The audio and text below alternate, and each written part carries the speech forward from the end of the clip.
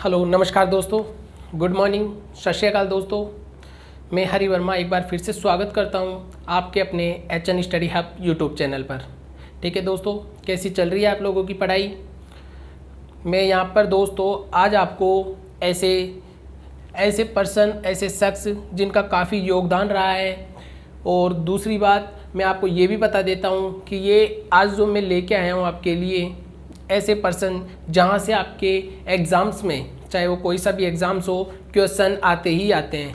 या तो पूछते हैं कि इन्होंने क्या किया, इनका किस चीज़ में कितना योगदान रहा, या फिर पूछ लेते हैं कि इन्होंने किस किस संस्था की कभी कहाँ स्थापना की थी, या फिर इनका जन्म पूछ लेते हैं कि इनका जन्म कहाँ पर हुआ है। साथ ही में दोस्तों इनसे रिलेट करते हुए काफ़ी क्वेश्चंस जो आपके करंट जीके से बनते हैं, पॉलिटी से बनते हैं, तथा साथ ही में ज्योग्राफिकल फैक्ट बनते हैं। और दोस्तों आज मैं आपको वो भी पढ़ाऊंगा स्टेट्स में, जैसे आपको पढ़ाएंगे आज दोस्तों अपने आचार्य देवव्रत जो गुजरात के गवर्नर हैं, उनसे डायरेक्ट बात कराऊंगा दोस्तों आज आपकी सीधे अरुणाचल प्रदेश के गवर्नर जो कि बी डी मिश्रा साहब है। और साथ ही में जो जम्मू कश्मीर टॉप में है दोस्तों, वहाँ के जो लेफ्टिनेंट गवर्नर है मनोज सिन्हा साहब, उनकी डायरेक्ट बात कराऊंगा आपकी DK जोशी जो कि अंडमान निकोबार अपनी केंद्र शासित प्रदेश है, उनके एडमिरल साहब हैं। हाँ दोस्तों, आज उनकी अपन डायरेक्ट बात करेंगे। ये आपके लिए एक जीके का कॉम्बिनेशन बैच है दोस्तों। इसमें आपको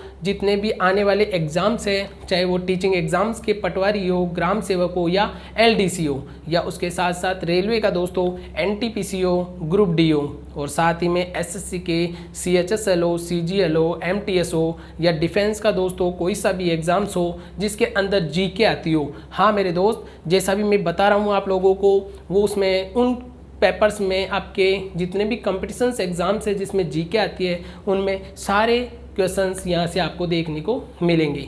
इससे पहले भी दोस्तों मैंने काफ़ी क्लासेस लिए और अच्छे अच्छे कंटेंट दिए हैं, और कंटेंट ऐसे थे जो डायरेक्ट आपको देखने के लिए वहाँ पर एग्ज़ाम्स में हिट करेंगे। ठीक है दोस्तों, अब आप लोगों का ज़्यादा टाइम ना लेते हुए बात करते हैं अपने टॉपिक पर। हाँ दोस्तों, स्वामी दयानंद सरस्वती। स्वामी दयानंद सरस्वती सबसे पहले पूछा जाता है दोस्तों कि इनका मूल नाम क्या था, यानी इनका बचपन का नाम क्या था। तो सबसे पहले याद रखना है दोस्तों आपको, इनके बचपन का नाम याद रखना है मूलशंकर।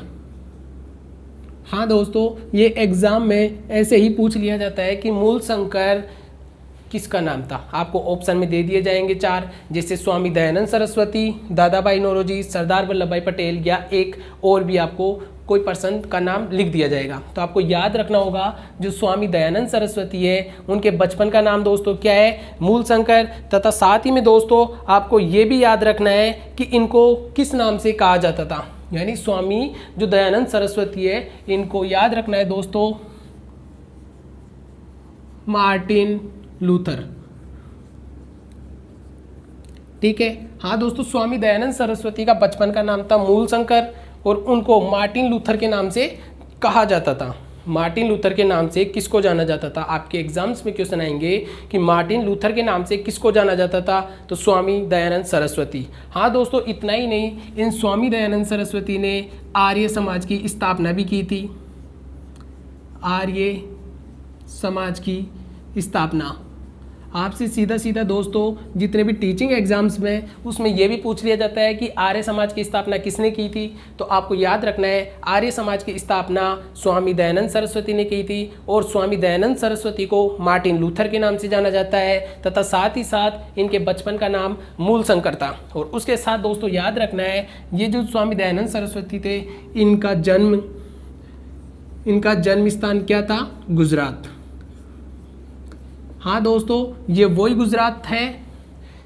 गुजरात है जहाँ से मैं आज आपको डायरेक्ट मिलाने वाला हूँ, डायरेक्ट बात करवाने वाला हूँ अरुणाचल प्रदेश के वहाँ के CM और गवर्नर से। यहाँ के CM और गवर्नर से डायरेक्ट अरुणाचल प्रदेश के CM और गवर्नर से बात करेंगे, तो इसकी चर्चा अपन बाद में बात करेंगे। ठीक है, अभी बात करते हैं दोस्तों दादा भाई नौरोजी की। ये गुजरात का ये याद रखना दोस्तों, ये गुजरात वही है जहाँ पर सीएम कौन है, विजय भाई रूपानी, और गवर्नर कौन है वहाँ पर, आचार्य देवव्रत। तथा देखा जाता है गुजरात में गिर national park, Vansda national park, blackbuck national park, तथा साथ ही साथ आपको गुजरात में दोस्तों और यहाँ का डांस क्या है ये भी मैंने आपको बताया था। आप कमेंट बॉक्स में कीजिए, तब तक मैं आपको दादाभाई नौरोजी के बारे में आगे की डिटेल बताता हूँ जो आपके एग्जाम्स के लिए बेनिफिशियल साबित होगा। समझ में आ रहा है दोस्तों? अगर समझ में आ रहा है तो आप लाइक करते रहिए, ठीक है।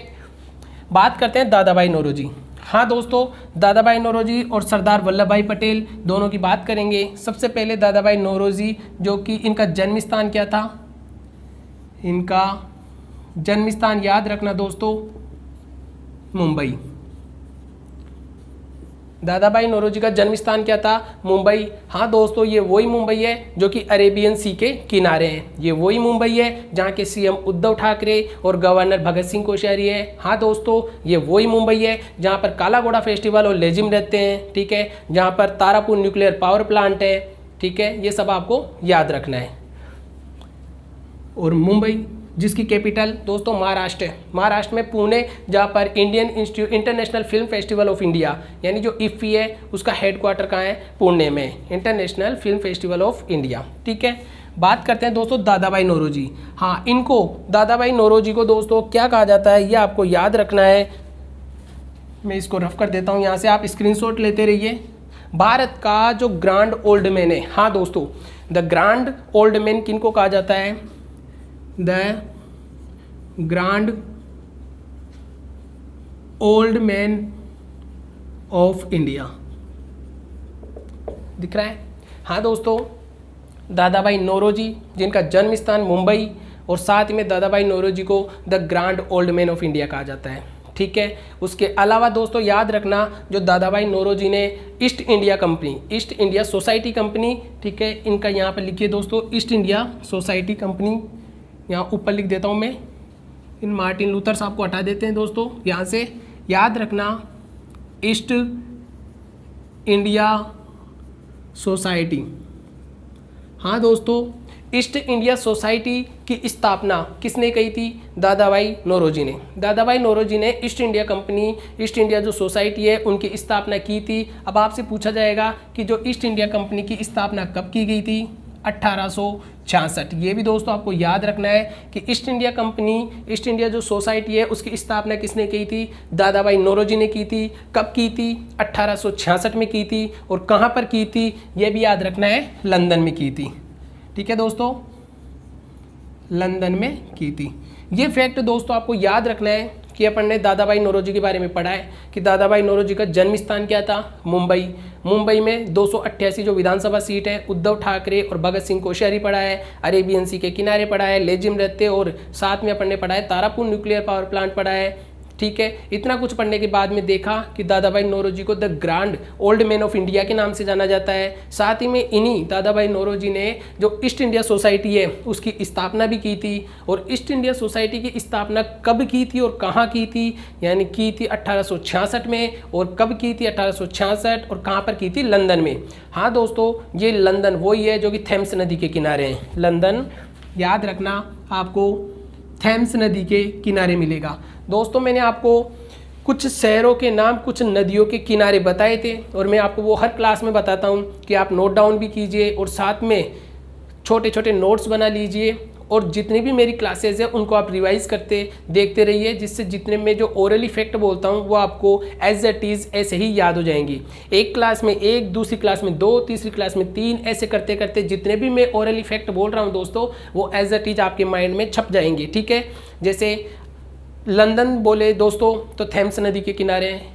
पेरिस बोले जो कि फ्रांस की कैपिटल है, सीन नदी के किनारे है। लखनऊ जो कि यूपी की कैपिटल है, उत्तर प्रदेश कैपिटल है, गोमती नदी के किनारे है। कोलकाता पश्चिम बंगाल की कैपिटल है, हुगली नदी के किनारे है। वाशिंगटन डीसी यूएसए की कैपिटल है, पोटोमेक नदी के किनारे है। दोस्तों ये सारे फैक्ट आपको याद रखने हैं। और अयोध्या सरयू नदी के किनारे हैं। तो ये जितने भी हैं दोस्तों आपको एज इट इज़ देखने को मिलते हैं एग्जाम में। और एक न एक क्वेश्चन जो कि स्टेट है या फिर कोई शहर है किसी नदी के किनारे हैं तो वहाँ से पूछा जाता है। सीएम गवर्नर से क्वेश्चन आएगा वो मैं आपको हर क्लास में याद कराता हूँ। नदियों से क्वेश्चन आएगा वो मैं आपको हर क्लास में याद कराता हूँ। साथ ही में दोस्तों इसके जो अदर फैक्ट है अभी कौन से स्टेट ने कौन सी योजना शुरू की है। पिछली क्लास में दोस्तों अपन ने देखा था वात्सल्य योजना जो कि यूके ने शुरू की थी, तो यूके के बारे में डिटेल पढ़े थे, वहाँ के नेशनल पार्क पढ़े थे, नेशनल पार्क से क्वेश्चन बनते हैं। तो जितने भी क्वेश्चन हो सकते हैं दोस्तों मैं आपको कवर कराने की यहाँ पर पूरी कोशिश करता हूँ, ठीक है। और जितने भी अच्छे कंटेंट ओनली एग्जाम ओरिएंटेड आते हैं वो भी मैं यहाँ पर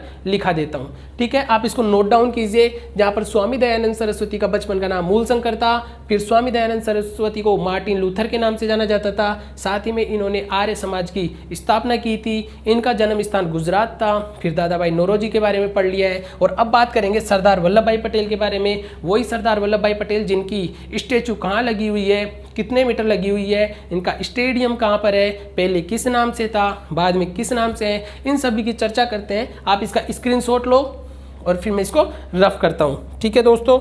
ये सारी चीज़ें आपके लिए काफ़ी इम्पोर्टेंट है। हो गया होगा। अब बात करते हैं सरदार वल्लभ भाई पटेल की, जिनको किस नाम से जाना जाता है। सरदार वल्लभ भाई पटेल, हाँ दोस्तों,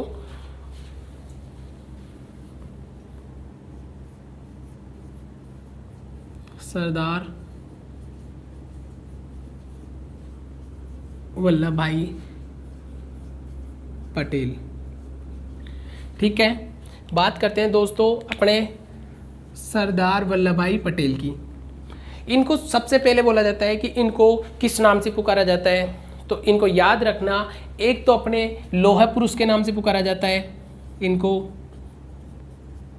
लौह पुरुष के नाम से जाना जाता है। दूसरा इनको बिस्मार्क ऑफ इंडिया, याद रखना दोस्तों, बिस्मार्क ऑफ इंडिया। हाँ दोस्तों, जैसे स्वामी दयानंद सरस्वती को पढ़ा था मार्टिन लूथर के नाम से, ऐसे ही फिर पढ़ा था दादाभाई नौरोजी को the grand old man of India के नाम से। उसके बाद में पढ़ रहे हैं सरदार वल्लभ भाई पटेल को, जो लौह पुरुष के नाम से कहे जाते हैं, तथा साथ ही बिस्मार्क ऑफ इंडिया भी उनको कहा जाता है। तथा दोस्तों इनका जन्म स्थान याद रखना आप, इनका जन्म स्थान भी वही है गुजरात, जो कि स्वामी दयानंद सरस्वती का था, ठीक है। इतना दोस्तों आपको याद रखना है। फिर बात करते हैं सरदार वल्लभ भाई पटेल की। जैसा कि मैंने आपको बताया था इनका एक स्टैचू है दोस्तों, इनका एक स्टैचू है जो कि कहाँ पर है, केवड़िया में। हाँ दोस्तों, गुजरात में केवड़िया नामक स्थान पर, जो कि 182 मीटर का और नर्मदा नदी के किनारे, नर्मदा नदी के किनारे। दोस्तों ये याद रखना है आपको, ये क्वेश्चन पूछा ही जाएगा कि सरदार वल्लभ भाई पटेल का जो स्टैचू है वो कितना मीटर है, कहाँ पर है और किस नदी के किनारे है। ये 3 क्वेश्चन दोस्तों आपको याद रखना है कि जो सरदार वल्लभ भाई पटेल का स्टैचू है वो 182 मीटर है, नर्मदा नदी के किनारे है और केवड़िया में, ठीक है। और दोस्तों केवड़िया में आपने देखा होगा कि केवड़िया में जो IAS के जो ट्रेनिंग होती है वहाँ के लिए एक आरंभ नाम का ऐप स्टार्ट किया गया था, आरंभ नाम का कोर्स स्टार्ट किया गया था। जितने भी IAS निकलते हैं वहाँ से उसकी ट्रेनिंग शुरू की जाती है, तो आपको ये फैक्ट भी याद रखना है, ठीक है। और दोस्तों सरदार वल्लभ भाई पटेल के बारे में ये और याद रखना है कि इसका जो अपना स्टेडियम था, इनका स्टेडियम था सबसे पहले मोटेरा स्टेडियम। हाँ दोस्तों, सरदार वल्लभ भाई पटेल से पहले उस स्टेडियम का नाम था मोटेरा स्टेडियम, जो कि अपने अहमदाबाद में था, ठीक है। किस नाम से था, आपसे ये भी पूछा जा सकता है कि जो सरदार वल्लभ भाई पटेल स्टेडियम है उससे पहले उस स्टेडियम का नाम क्या था और उसके बाद उस स्टेडियम का नाम क्या था। हाँ जी दोस्तों, ये जो सरदार वल्लभ भाई पटेल है इसके बाद जो बना था वो नरेंद्र मोदी स्टेडियम, और उससे पहले जो बना था वो मोटेरा स्टेडियम, और ये तीनों एक ही है जो कि अहमदाबाद में।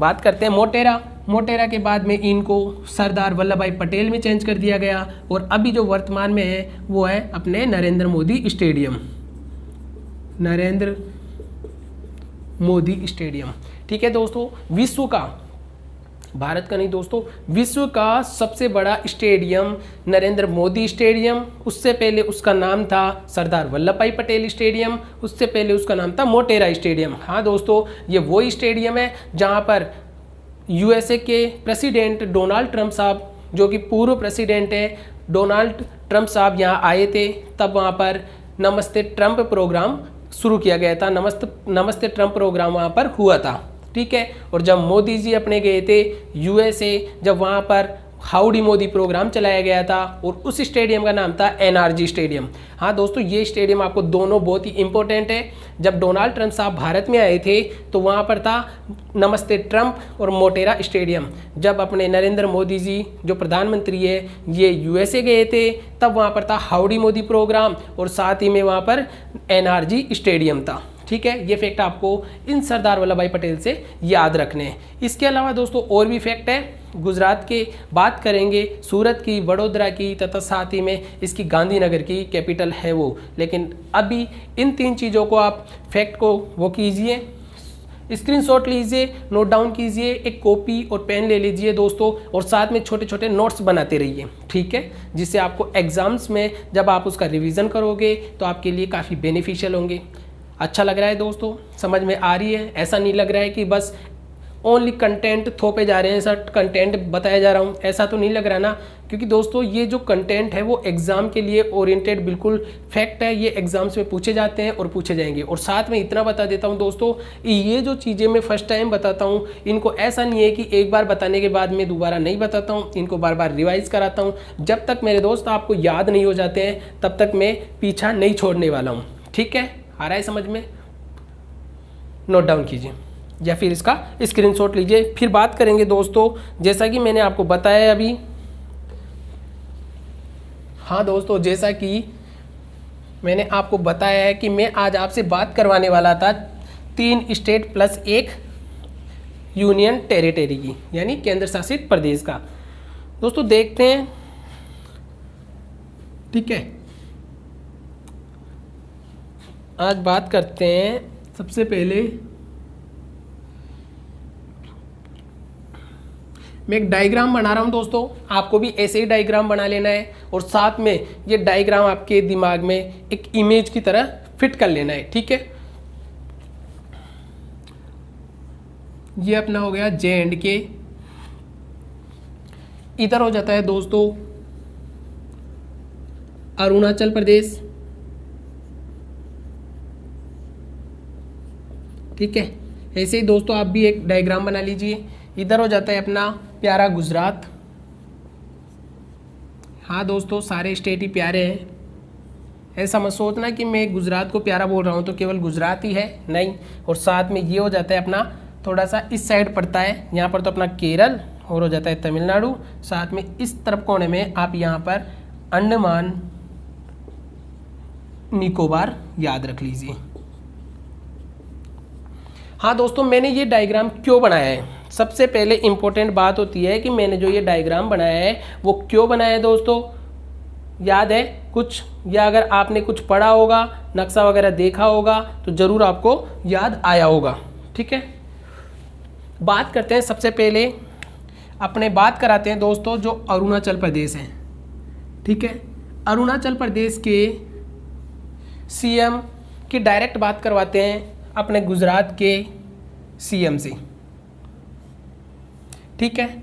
हाँ दोस्तों, जो अरुणाचल प्रदेश के सीएम हैं उनकी डायरेक्ट बात कराएंगे अरुणाचल प्रदेश के सीएम की। पूछते हैं अरुणाचल प्रदेश का सीएम कौन है? हाँ दोस्तों, अरुणाचल प्रदेश के सीएम कौन है बताइए? अरुणाचल प्रदेश के जो सीएम है वो पेमा खांडू साहब है, वहाँ के गवर्नर बीडी मिश्रा है। तो सबसे पहले बात करते हैं यहाँ के सीएम पेमा खांडू, ठीक है। और यहाँ के जो गवर्नर है बीडी मिश्रा, ठीक है। यहाँ पर देखते हैं यहाँ के सीएम कौन मिलेंगे अपन को? गुजरात के विजय भाई रूपाणी। और यहाँ के गवर्नर कौन मिलेंगे दोस्तों? आचार्य देवव्रत,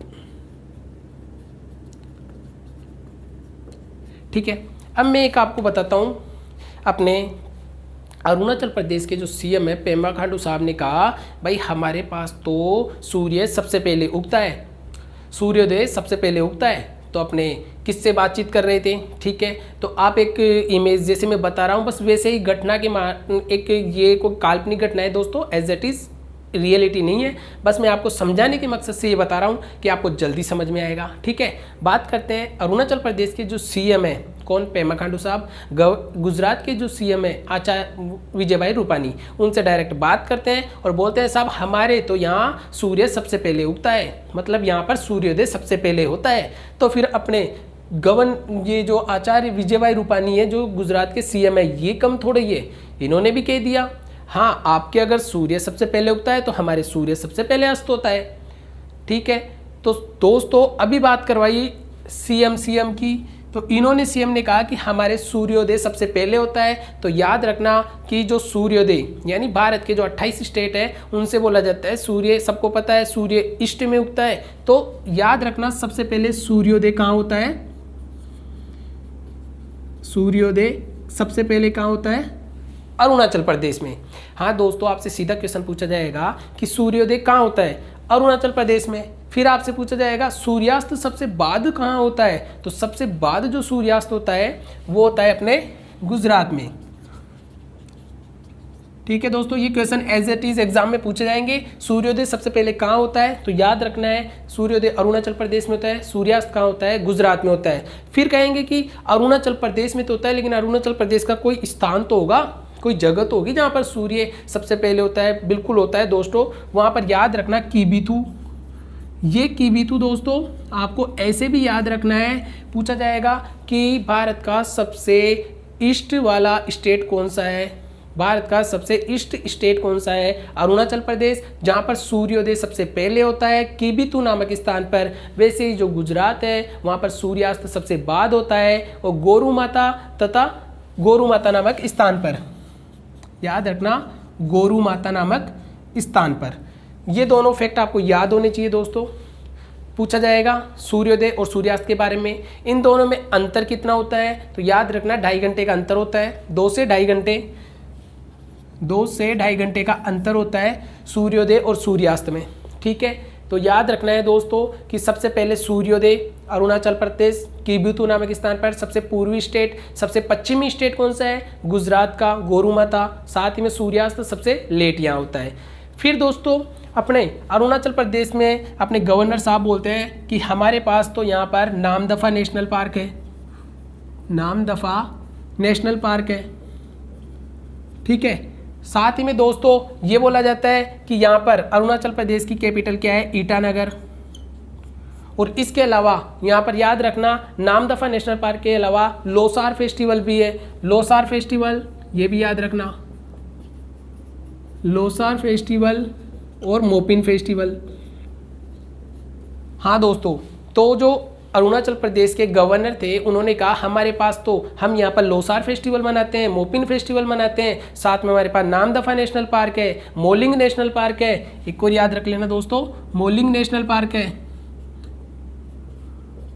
तो अपने गवर्नर साहब जो कि कहाँ के हैं? आचार्य देवव्रत गुजरात के, तो वो कम थोड़े ही है, उन्होंने भी कह दिया हाँ साहब अगर आपके पास नामदफा और मोलिंग नेशनल पार्क हो सकता है तो हमारे पास भी गिर, वंसदा और ब्लैकबक नेशनल पार्क है। और इसके अलावा दोस्तों गिर, वंसदा और ब्लैकबक तो आपको याद रखना ही है। मैं बार बार इसको इसलिए लिखाता हूँ दोस्तों कि ये आपको याद हो जाए, ये बहुत इंपॉर्टेंट है, गिर, वंसदा और ब्लैकबक नेशनल पार्क। ठीक है, फिर बोलते हैं अरुणाचल प्रदेश हमारी कैपिटल तो ईटानगर है। ठीक है, ये भी बोल देते हैं आचार्य देवव्रत भी, हमारी कैपिटल गांधीनगर है जो कि एशिया की सबसे ग्रीनेस्ट कैपिटल है। हाँ दोस्तों, एशिया की सबसे ग्रीनेस्ट कैपिटल है।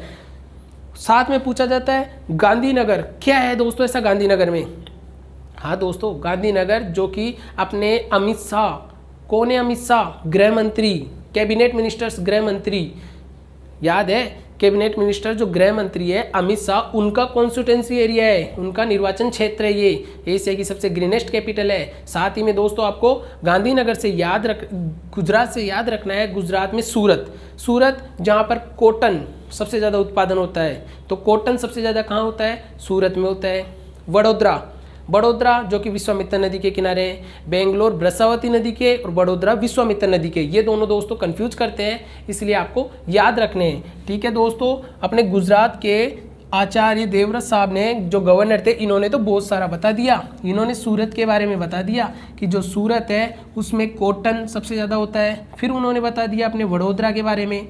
ठीक है, जो बड़ोदरा है, दिख रहा है? नहीं दिख रहा होगा, मैं यहाँ लिखता हूँ दोस्तों, जो उन्होंने अपने बड़ोदरा के बारे में बता दिया कि बड़ोदरा है जो विश्वामित्र नदी के किनारे है, विश्वामित्र नदी के किनारे है। और साथ ही में लास्ट बॉल पे उन्होंने छक्का भी लगा दिया दोस्तों। उन्होंने एक बात और बोल दी कि हमारा अहमदाबाद तो बचा हुआ है, अहमदाबाद में काइट फेस्टिवल है, ये भी तो है। तो अहमदाबाद में याद रखना है आपको काइट फेस्टिवल। गुजरात की कैपिटल गांधीनगर, साथ में अहमदाबाद में काइट फेस्टिवल, फिर उसके बाद में सूरत में कॉटन और वडोदरा में विश्वामित्र नदी के किनारे। साथ में आपको गुजरात के सीएम जो कि विजय भाई रूपानी थी, जिनसे डायरेक्ट अरुणाचल प्रदेश की बात कराई थी अभी हाल ही में। फिर बाद में गुजरात के जो गवर्नर थे आचार्य देवव्रत, वो अपन ने बीडी मिश्रा से बात कराई थी। फिर इधर चले थे, इधर गुजरात में ब्लैक बक देखा, वंसदा देखा और साथ में गिर नेशनल पार्क देखा, गोरू माता, सूर्यास्त वगैरह सब देख चुके हैं। फिर बाद में चली थी दोस्तों अपने अरुणाचल प्रदेश की बातें। अरुणाचल प्रदेश की कैपिटल ईटानगर थी। यहाँ पर सूर्योदय जो कि किबिथु सूर्योदय सबसे पहले होता है। किबिथु नामक स्थान पर सबसे पूर्व स्टेट कौन है, यही है। और साथ में फिर वहाँ पर governor B D Mishra, CM Pema Khandu, Losar festival, Mopin festival, Namdapha national park, ये सभी चर्चाएं अपन ने यहाँ पर कर ली थी। ठीक है दोस्तों। और साथ ही में इस अरुणाचल प्रदेश के बारे में मैं हमेशा बताता हूं कि जनगणना 2011 के अनुसार सबसे कम जनसंख्या, नहीं दोस्तों, जनसंख्या घनत्व, हाँ 2011 की जनगणना के अनुसार सबसे कम जनसंख्या घनत्व अरुणाचल प्रदेश की थी। और 2011 की जनगणना के अनुसार अपना साक्षरता दर कितनी थी, 74.04%। ठीक है दोस्तों, इतनी अपन को याद करनी है। अब दोस्तों यहाँ तक आपको अरुणाचल प्रदेश और गुजरात के बारे में समझ में आ गया होगा और इनकी मैंने बात भी करा दी। अब थोड़ी सी अपन चर्चाएं करेंगे दोस्तों अपने जम्मू कश्मीर की, जो कि अपनी मनोज सिन्हा साहब है, उनकी बात कराएंगे डायरेक्ट। किससे, ये नोट डाउन तो कर रहे हो ना दोस्तों आप, ठीक है। अब इनकी मनोज सिन्हा साहब की बात कराएंगे अंडमान निकोबार पर टीके जोशी से साहब, दिख रहा है, ठीक है। और इधर अपन ने क्या पढ़ा था, गुजरात, जो कि अपन ने पढ़ चुके हैं।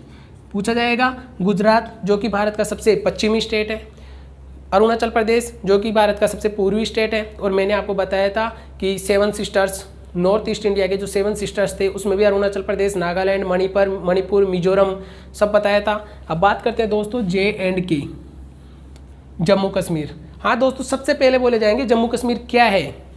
हाँ दोस्तों, जम्मू कश्मीर एक आपकी यूनियन टेरिटरी यानी केंद्र शासित प्रदेश है। तो फिर इसके अपने लेफ्टिनेंट गवर्नर भी होंगे। हाँ दोस्तों बिल्कुल है, तो याद रखना है आपको मनोज सिन्हा साहब। यहाँ के जो लेफ्टिनेंट गवर्नर है, लेफ्टिनेंट, वो मनोज सिन्हा साहब है। कब बनाएगी लेफ्टिनेंट गवर्नर, ये जो यूनियन टेरिटरी है, जो केंद्र शासित प्रदेश है, वो कब बना दिया गया और कैसे बना दिया गया। हाँ दोस्तों, पहले लद्दाख और जम्मू कश्मीर एक हुआ करते थे, फिर वहाँ से उनको 2 अलग अलग केंद्र शासित प्रदेश में बांटा गया। तब से इस जम्मू कश्मीर के साथ साथ इधर जो लद्दाख था ये भी अलग हो गया और ये जो सबसे बड़ी केंद्र शासित प्रदेश है वो बन गया। सबसे बड़ा केंद्र शासित प्रदेश पूछा जाता है तो लद्दाख आता है, सेकंड नंबर पे जम्मू कश्मीर आता है। जम्मू कश्मीर और लद्दाख की जो केंद्र शासित प्रदेश बनाए गए थे दोस्तों 31 अक्टूबर 2019। ये डेट आपको याद रखनी है क्योंकि ये डेट आपके एग्जाम्स के लिए बहुत इंपॉर्टेंट है। सीधा सीधा पूछा जाता है कि जो जम्मू कश्मीर और लद्दाख, उन दोनों को केंद्र शासित प्रदेश कब बना दिया गया था, दोनों को अलग कब किया गया था। तो याद रखना 31 अक्टूबर 2019। साथ ही में लद्दाख की भी बात करते हैं दोस्तों। ये क्वेश्चन पूछा गया है कि लद्दाख में कितने ज़िले हैं। हाँ दोस्तों, ये आपके CHSL का क्वेश्चन है कि लद्दाख में कितने ज़िले हैं। लद्दाख में केवल 2 ज़िले हैं, पहला लेह है और दूसरा कारगिल। ये भी याद रखना है, लद्दाख में केवल 2 ज़िले हैं, लेह और कारगिल, ठीक है। फिर उसके बाद में बात करते हैं दोस्तों जम्मू कश्मीर और अंडमान निकोबार। अब अंडमान निकोबार के जो एडमिरल है, हाँ दोस्तों, ये एक केंद्र शासित प्रदेश है, इसलिए यहाँ पर एडमिरल है। कौन है एडमिरल दोस्तों, याद रखना है DK जोशी साहब, DK जोशी साहब। अब बात कराते हैं अपने मनोज सिन्हा की और DK जोशी साहब की। तो सबसे पहले मनोज सिन्हा साहब बोलते हैं कि हमारे यहाँ पर तो दाचीगम नेशनल पार्क है। ठीक है साहब, आपके पास दाचीगम नेशनल पार्क है। तो फिर एडमिरल वाले ने क्या किया, एडमिरल जो DK जोशी साहब है, उन्होंने क्या किया, उन्होंने पहली गेंद पर चौका लगा दिया। कैसे? तो उन्होंने कहा सब आपके पास तो दाचीगम नेशनल पार्क है। जम्मू कश्मीर के जो लेफ्टिनेंट गवर्नर मनोज सिन्हा साहब है उनको कहा आपके पास तो दाचीगम नेशनल पार्क ही है, हमारे पास तो South Button National Park, Middle Button National Park, North Button National Park, Rani Lakshmibai National Park, 4 national park है। हाँ दोस्तों, DK जोशी साहब ने कहा हमारे पास तो नॉर्थ बटन नेशनल पार्क, ठीक है, साथ में उन्होंने कहा हमारे पास मिडिल बटन नेशनल पार्क, फिर उन्होंने कहा हमारे पास साउथ बटन नेशनल पार्क और लास्ट में उन्होंने कहा रानी लक्ष्मीबाई नेशनल पार्क। ठीक है। हाँ दोस्तों, पहली गेंद पे चौका लगाने वाले अपने एडमिरल साहब DK जोशी थे। जैसे ही पहली गेंद जम्मू कश्मीर के लेफ्टिनेंट गवर्नर अपने मनोज सिन्हा साहब ने भेजी कि हमारे पास दाचीगम नेशनल पार्क है, तो उन्होंने चौका लगाते हुए कहा हमारे पास साउथ बटन नेशनल पार्क है, हमारे पास मिडिल नेशनल पार्क है, साथ में नॉर्थ बटन नेशनल पार्क है, रानी लक्ष्मीबाई नेशनल पार्क है। तो फिर गुस्सा तो आना है, वाजिब है। तो फिर उन्होंने कहा, अपने जम्मू कश्मीर के मनोज सिन्हा साहब ने कहा हमारे पास दर्रे हैं, हमारे पास दर्रे हैं। कौन कौन से दर्रे हैं? उन्होंने कहा हमारे पास पीर पंजाल दर्रा है, बुर्जिल दर्रा है, ठीक है। साथ में उन्होंने कहा हमारे पास बनियाल दर्रा है और साथ में पीर पंजाल, बुर्जिल, बनियाल और जोजिला, ठीक है, जोजिला दर्रा। हाँ दोस्तों, फिर उन्होंने भी चौका लगा दिया। जब पहले अपने जम्मू कश्मीर के लेफ्टिनेंट गवर्नर मनोज सिन्हा साहब ने चौका लगाया हमारे पास दाचीगम नेशनल पार्क है, उन्होंने कहा हमारे पास दाचीगम नेशनल पार्क है, ठीक है, दाचीगम नेशनल पार्क है। तो फिर अपने कौन DK जोशी साहब जो कि एडमिरल है किसके? अंडमान निकोबार के, ठीक है, उन्होंने कहा हमारे पास Middle Button, South Button, North Button और रानी लक्ष्मीबाई नेशनल पार्क है। तो फिर अपने गुस्सा आ गया मनोज सिन्हा साहब को, वो नहीं समझ पाए भाई किसी से, और उन्होंने भी कह दिया हमारे पास भी है, हम भी चौका लगाएंगे। तो उन्होंने पीर पंजाल दर्रा, बुर्जिल दर्रा और बनियाल दर्रा, जोजिला दर्रा बता दिया कि हमारे पास 4 दर्रे हैं। फिर अपने आया अंडमान निकोबार साहब का नंबर, DK जोशी साहब का नंबर। तो उन्होंने कहा हमारी कैपिटल पोर्ट ब्लेयर है, पोर्ट ब्लेयर, ठीक है। हाँ दोस्तों, पोर्ट ब्लेयर किसकी कैपिटल है? अंडमान निकोबार की। तो अपने जम्मू कश्मीर वाले कम थोड़े ही थे, उन्होंने भी कह दिया हमारी कैपिटल भी 2 है। कौन कौन सी? याद रखना, पहली है जम्मू और दूसरी है कश्मीर, एक से बढ़कर एक चल रहे हैं दोस्तों। पोर्ट ब्लेयर अंडमान निकोबार की कैपिटल बन गई, और फिर बची कौन सी? जम्मू कश्मीर। तो जम्मू और कश्मीर जम्मू कश्मीर की कैपिटल बन गई, जिसकी श्रीनगर, एक तो श्रीनगर है और एक जम्मू है, ठीक है, श्रीनगर और जम्मू कैपिटल बन गई। इतना होने के बाद दोस्तों इनको मामला कराया ठंडा।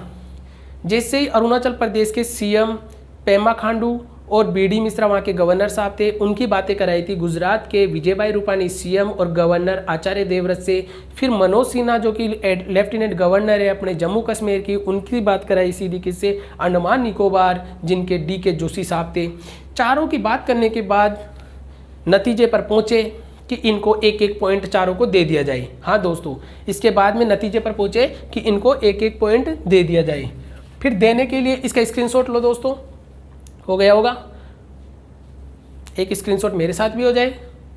हाँ दोस्तों, अब बात करते हैं कि इनको इतना मसला होने के बाद, इनकी इतनी बातें होने के बाद क्या रहा, क्या डिसीजन पे पहुँचे? तो इतना होने के बाद इनके डिसीजन पे ये पहुँचे कि चारों को 1-1 अंक दे दिया जाए, ठीक है। तो बात करते हैं 1-1 अंक की, अरुणाचल प्रदेश। हाँ दोस्तों, फिर इनकी बात करते हैं 1-1 पॉइंट की। तो 1-1 पॉइंट में देखा गया कि जम्मू कश्मीर को इंदिरा कोल पॉइंट दे दीजिए, ठीक है, दिख रहा है। फिर अंडमान निकोबार को क्या देंगे? तो यहाँ पर दे देंगे दोस्तों इंदिरा पॉइंट। अरुणाचल प्रदेश ने कहा कि हमको क्या पॉइंट मिलेगा? तो इनको पहले भी दिया था और अब भी बोलेंगे कि आपके पास तो यही काफ़ी है, किबिथू। और गुजरात में गोरू माता या गुहार माता, इसको गुहार भी बोलते हैं दोस्तों, ठीक है। ये चारों पॉइंट 1-1 को देकर जो अपने 3 स्टेट है और एक यूनियन टेरिटरी है, केंद्र शासित प्रदेश है, चारों को देख के और बराबर कर दिया। मज़ा आ रहा है दोस्तों पढ़ने में? अगर मज़ा आ रहा है तो लाइक कीजिए दोस्तों, कमेंट कीजिए, और अगर अच्छा लग रहा है तो सब्सक्राइब कीजिए आप अपने HN study hub YouTube channel को, जिससे दोस्तों ये कहानी आपके साथ चलती रहे, जीके आपको याद होती रहे, प्रेशर आपके दिमाग से बाहर जाता रहे और नंबर आपके फुल आते रहे। ठीक है, बात करते हैं दोस्तों इंद्राकोल। आपसे पूछा जाएगा कि भारत का सबसे ऊंचा पॉइंट, उत्तरतम पॉइंट यानी नॉर्थ पॉइंट कौन सा है? तो आपको याद रखना है कि जम्मू कश्मीर में सबसे ऊपर पॉइंट आता है एक इंद्राकोल। इंदिरा पॉइंट मत लगा देना दोस्तों, वो सबसे नीचे दक्षिणतम बिंदु हो जाएगा। अगर पूछा जाएगा भारत का सबसे नॉर्थ पॉइंट कौन सा आएगा, तो इंद्राकोल कहाँ पर पड़ता है? जम्मू कश्मीर में।